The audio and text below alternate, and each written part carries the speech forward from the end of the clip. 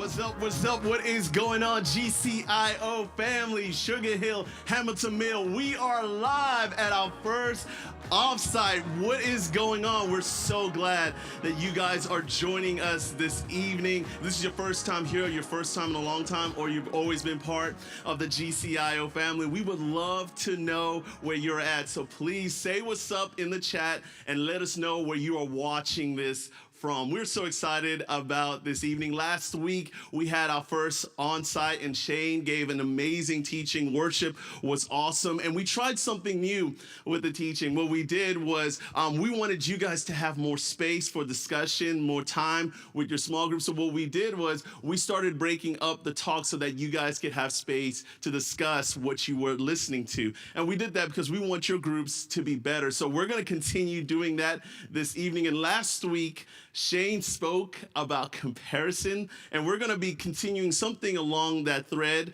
So thinking and talking about comparison kind of gets me thinking about me in high school a little bit. It actually gets me thinking about one of my close friends, literally my best friend in high school. His name was Nick, and this guy was incredibly good looking. Like, he's one of those people that when they would walk into the room, they would steal everybody's attention. Now, for me, that wasn't a big deal for most of our friendship throughout high school because I was in a relationship. That didn't bother me at all. But then when I became single and we were friends, I realized it was low-key a problem. I mean, it wasn't a problem for him, but it was a problem for every other guy in the room. One of the worst times that I actually noticed how big of a problem this was as I was being single, I started talking to new people, and I caught myself this one time. I was really caking, fellas. I was really getting into it. I was like, I was spitting my best game. I had game like EA, you know what I'm saying? I was putting it down, and as I'm talking to this girl, I'm like, yo, I need to seal this. Like, I need to get her number and finish this conversation. I asked for her number. She writes it down. She puts a heart on it. I'm like, oh, your boy still got it, right? I'm hyped about this. And as she is passing it to me, she says, hey, can you pass this to your friend Nick? My ego, my guy, was so devastated in this moment. And as my ego started becoming devastated, I started looking at myself. I started questioning myself hey, is there something wrong with me? Am I boring? Am I not attractive? And as I was looking more into myself, I started looking at my friend Nick differently. All of a sudden, I was like, my man, why do you got so much hair, bro? Like, you need a haircut. There's way too much product going into that. All of a sudden, I was like, you know what? I don't need you to walk next to me while we're walking down the hallway. Actually, I need 5 feet of distance from you, Bigfoot. Like, you're making your boy look really short. And all of a sudden, as I was looking into my insecurities, I started to see my friend differently. All of a sudden, not only was I seeing him differently, I actually started treating him differently.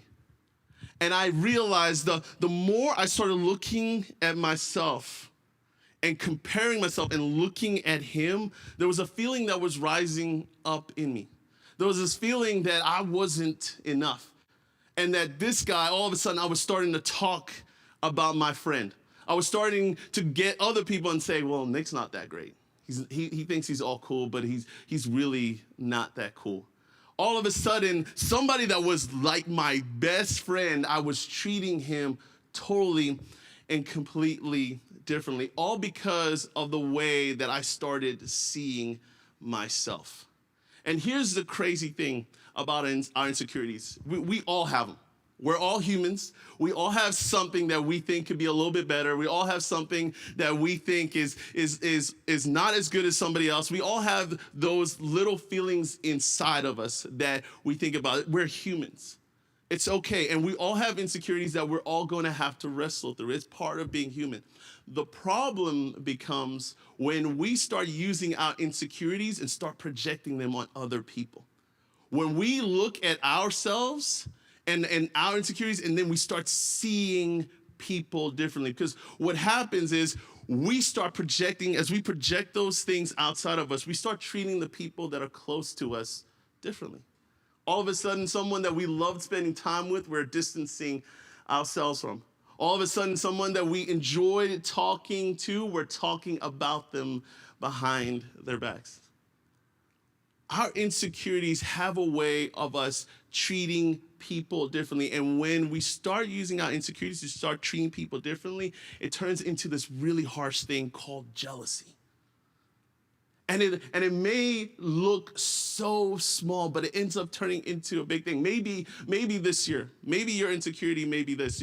You're doing school online and you're just chilling at home and you're doing your thing online. And here's the thing, your internet may not be the greatest internet in the world. So while you're on class online, sometimes your screen may go a little bit blurry.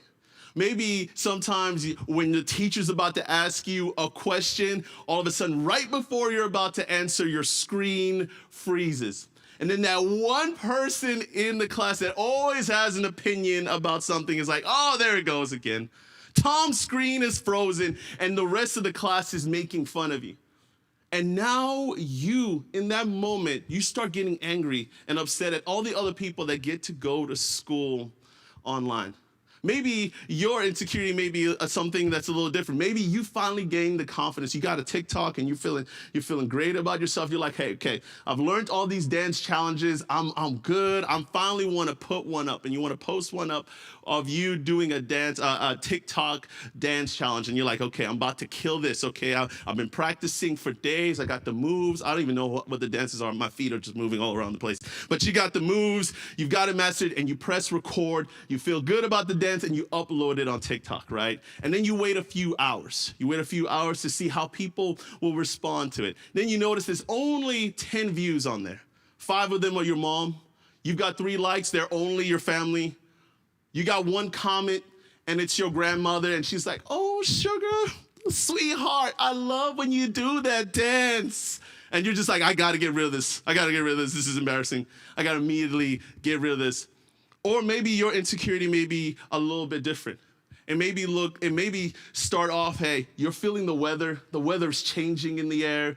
You're starting to sense it's fall season. You're going to Starbucks and you're seeing they're already selling their pumpkin spice latte. Come on, do I have any pumpkin spice latte lovers in here? If you're a pumpkin spice latte in the chat, please holler at your boy. I only try it once, only in the fall, but you're feeling the season changing. The air is a little bit crisp, and you're like, you know what? Most people think this is fall season. But the real people know this is cuffing season.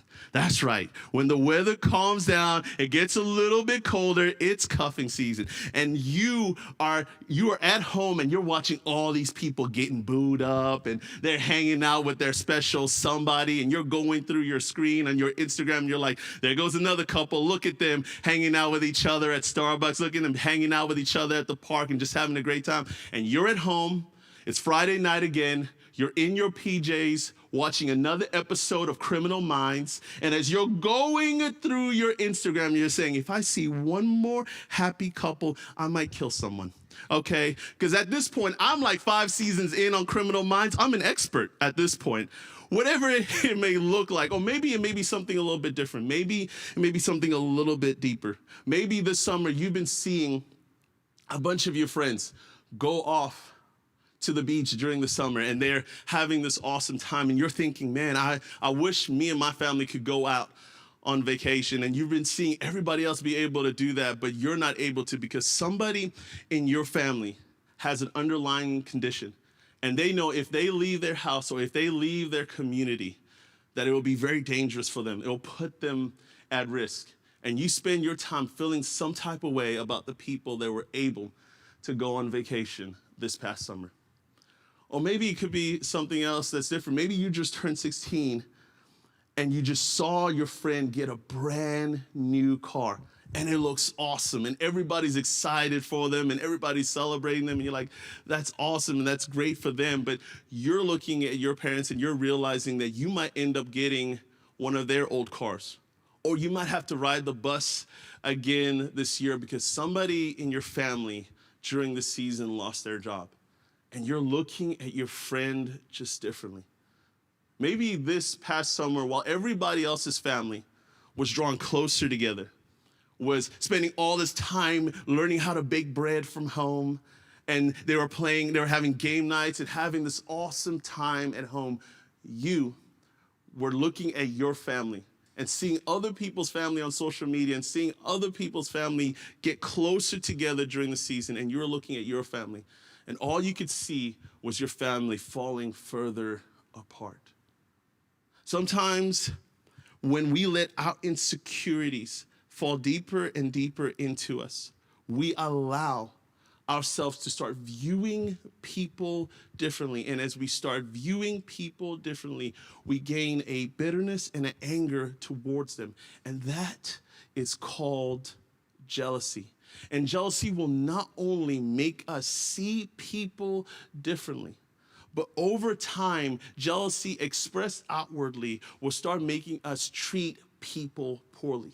Jealousy will make us treat people poorly.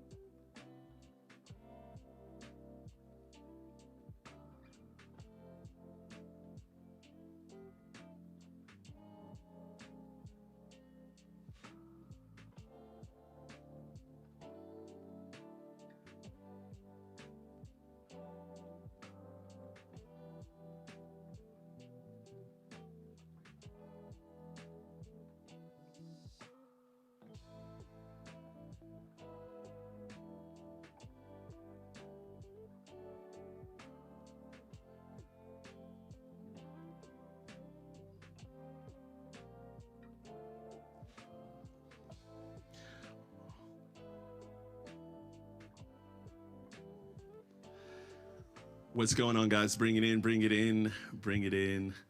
I hope that led to a great start of conversation. And that's the thing. When we are, it's hard for us to spot when we are feeling jealous. It's hard for us, and it sneaks up on us in many different ways. But here's the good news: we are not the first people to have experienced jealousy. We're not the first people to actually have felt jealous before. There have actually been many other people, including myself, that have felt jealous before. But I would love for you guys, I would love to share with you guys a story about a jealous king and his soldier. There was a man by the name of King Saul who was the first king that this nation known as Israel had. He was their first ever king. And Saul was a very insecure king. He was a very insecure king, to the point that he spent most of his reign, most of his time ruling seeking the approval of other people, which was really tough for God because God had appointed Saul. God gave Saul his position, and Saul was way more concerned with seeking the approval of people than actually caring what God thought about him, which eventually disconnected Saul from God. And for a few years, it was really hard for Saul. He spent a few years really having a hard time leading his kingdom.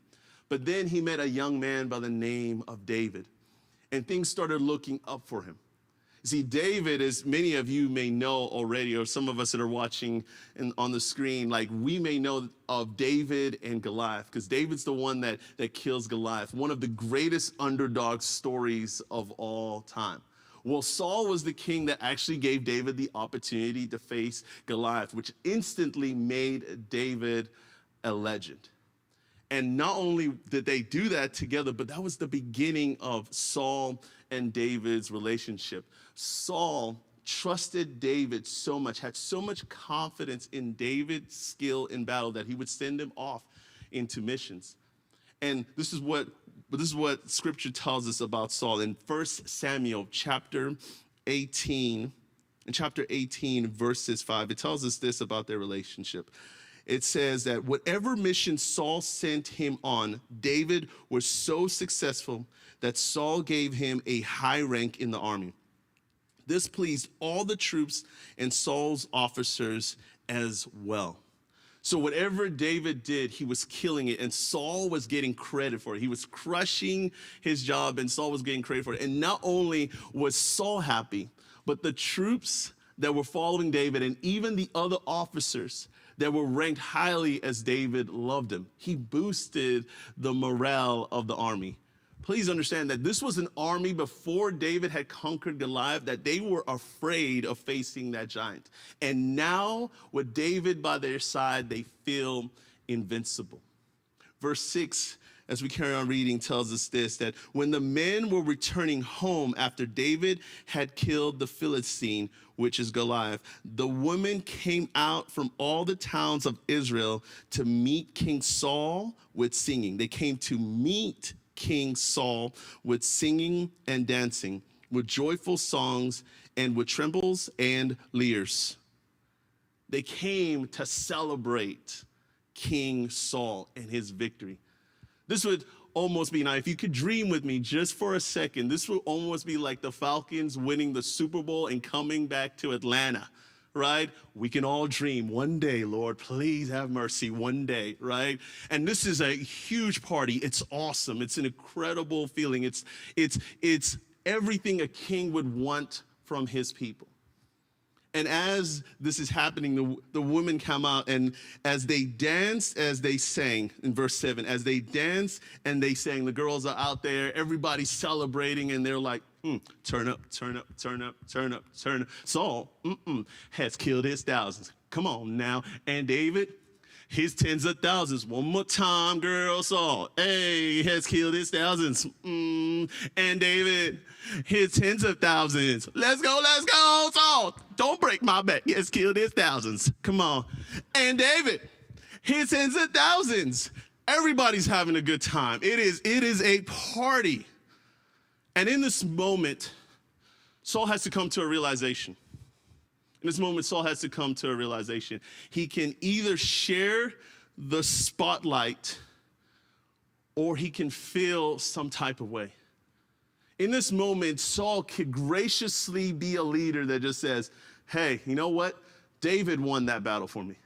David led the way. And you know what? I'm okay with sharing the spotlight. Matter of fact, I'm going to join in the celebration of David. He has an opportunity as the people are celebrating him and his war hero to join in the celebration. But this is what Saul decides to do. In verse 8, it says, Saul was very angry. This refrain displeased him greatly, which simply means that he felt that he wasn't adequately being celebrated. They have credited David with tens of thousands, he thought, but me with only thousands, which fed into his greatest insecurity, him losing his power. What more can he get but the kingdom? What more can he get but the kingdom? And then in verse 9 it says, and from that time on, Saul kept a close eye on David. See here, through Saul's life, we are able to see what fuels jealousy. You see, Saul had an opportunity easily to celebrate, but all through his eyes, because he was so desperate for the affirmation of people, because he couldn't get that from God. His insecurities had him disconnected from God. So since he didn't feel connected from God and couldn't feel like he could get approval from God, he sought out affirmation from people. And when people weren't adequately celebrating him in the way that he thought he should be celebrated, the outward affirmation that he was looking for wasn't there. So it made him feel deficient inwardly. It made him feel less than inwardly. And it fueled his jealousy, because all he saw in the crowd and all he saw when he was looking at David and comparing himself was that he wasn't enough. And here we see what fuels many of our jealousies. It's what we look at with our eyes. Because if we continuously look outward and feel like we're not enough, it will constantly beat up on us. It will constantly not only hurt us, but it will make us angry towards others. See, our eyes are like the windows to our souls. And wherever our hearts look, wherever our eyes look, our hearts will follow, Wherever our eyes look, our hearts would follow. Because Saul could not see the affirmation he wanted in the outside. It made him feel less in the inside. And it fueled his jealousy towards David.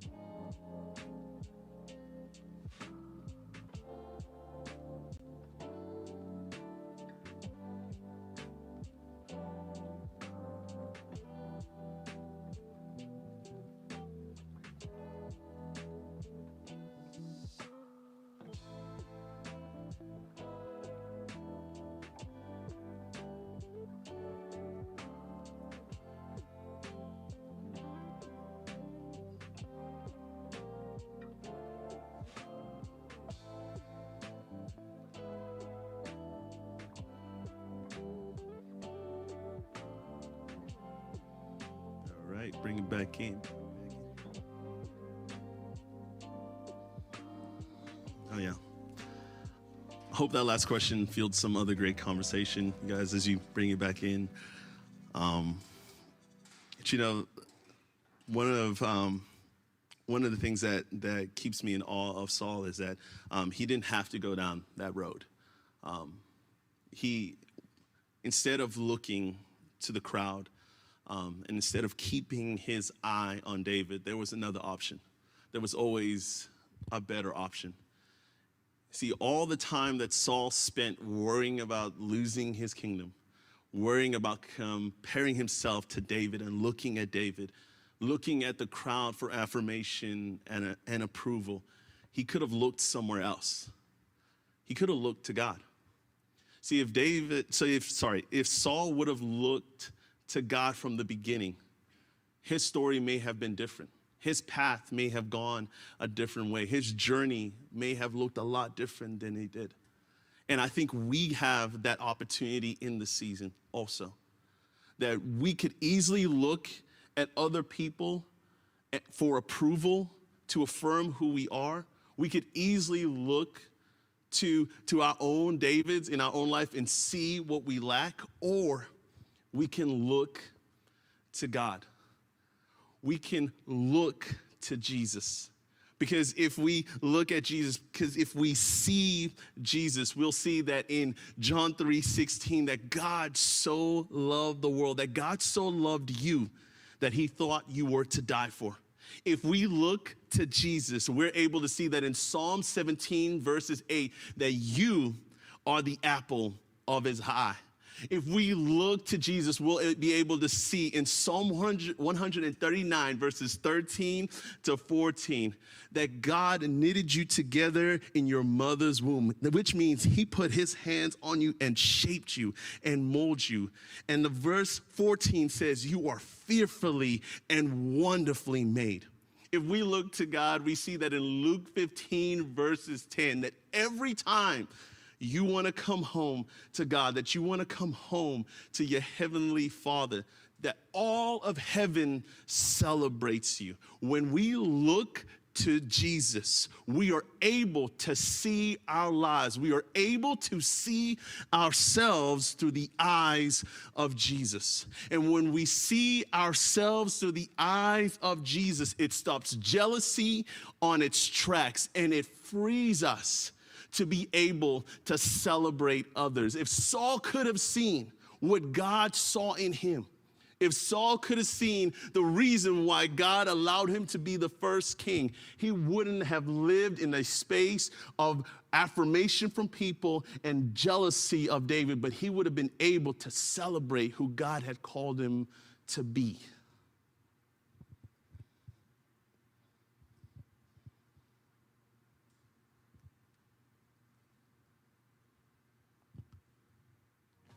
And in that,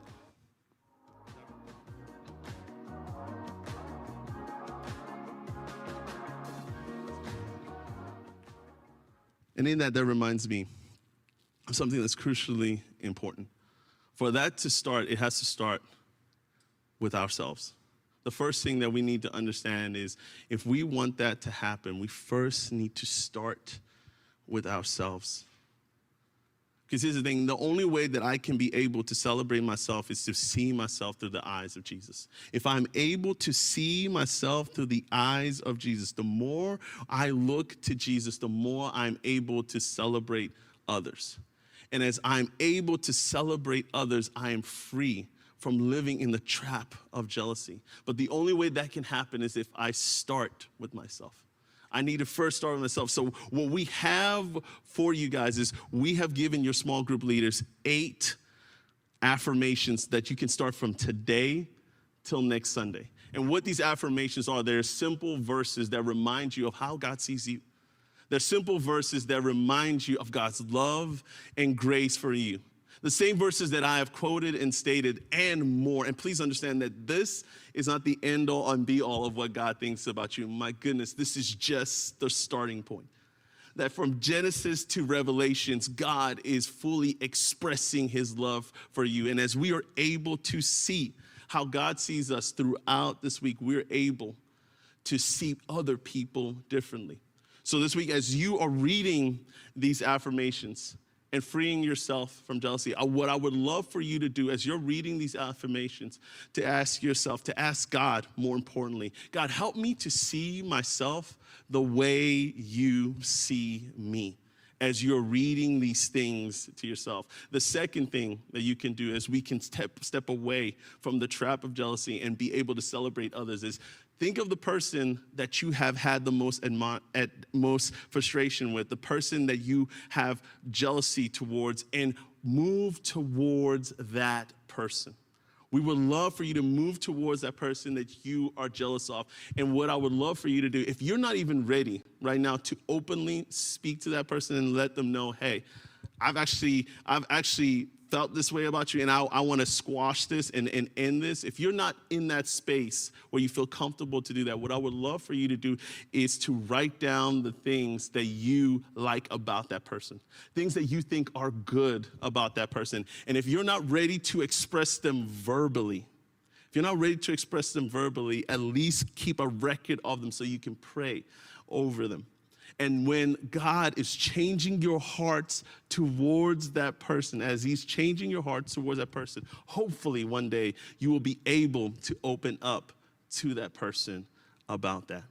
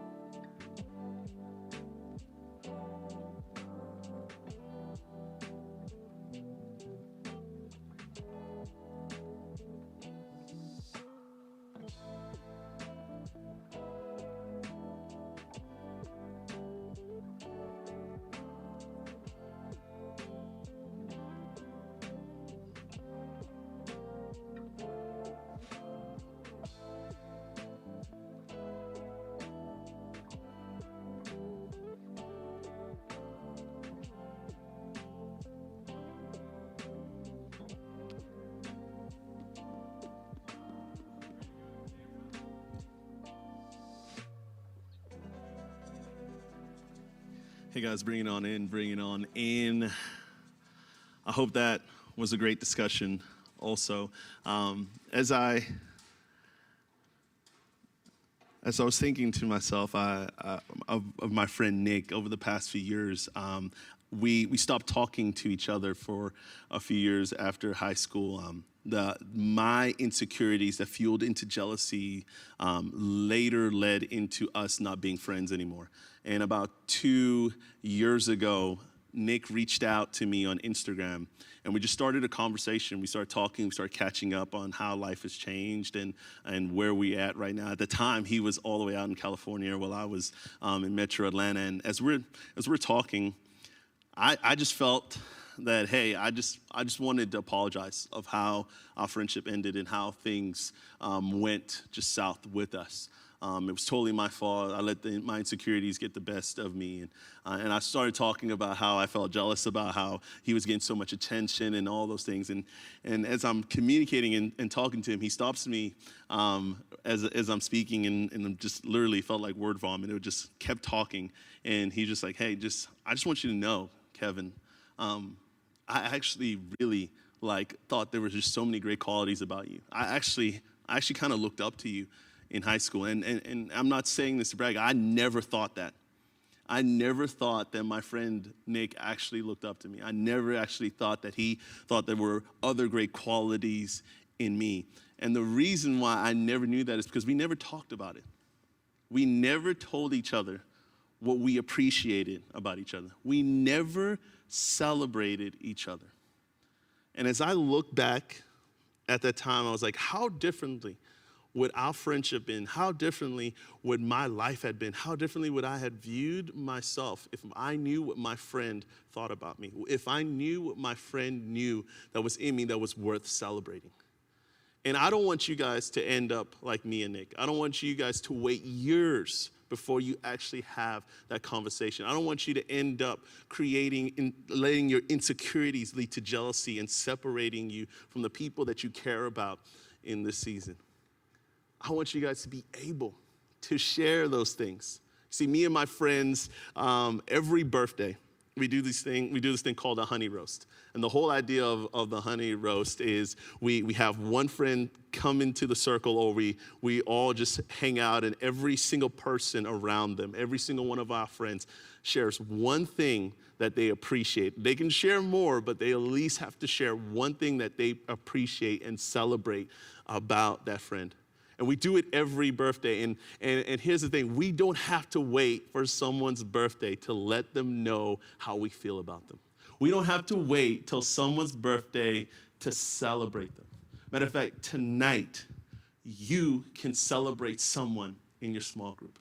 So here's what I want to encourage you guys to do. We're going to do a little honey roast tonight. And if you're over watching this in the screen and you're watching this at home, we are so grateful that you jumped on with us. We just want to celebrate you. We just want you to know that God loves you, that God is for you, and that you need to be with us next week on our on-site so that we can celebrate you in person. But if you're watching this with your small group, if you're in this room, we're just going to have a moment where each of you, one of you is whether you want to step into a circle and build a circle and have one person step into the middle of the circle and everybody in the group affirm and say something that they love about that person, or you guys can just sit around and just take turns. But whatever that is, each and every one of you have a reason to celebrate somebody in your group, even if it's just one thing. We're going to end this evening with a honey roast. And before we jump into that, I would love to pray for you. I pray that this will be encouraging for you and that this will also be an amazing opportunity for you guys. So please join me in prayer. Heavenly Father, I thank you.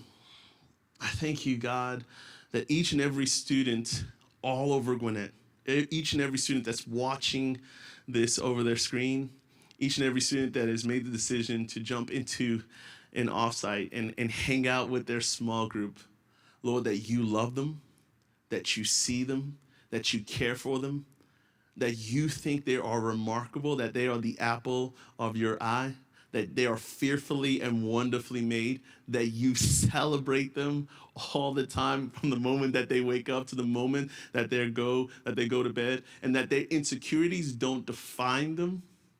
but Lord, that you are healing and mending and building them up from those insecurities and making them into a better version of themselves each and every day. But even in that, Lord, that they are more than enough because you, Lord, gave the best gift you possibly can. You gave yourself for them, and that they can live in a space where they know that they are loved and so worth loving. So, Lord, I pray as these small groups break into this honey roast and encourage each other, Lord, I pray that they will speak life into each other and bring out the gold out of each other. In the name of Jesus, I pray. Amen. Thank you guys for joining us. There's going to be one more question on the screen. We look forward to seeing you next Sunday at our next on-site. Peace.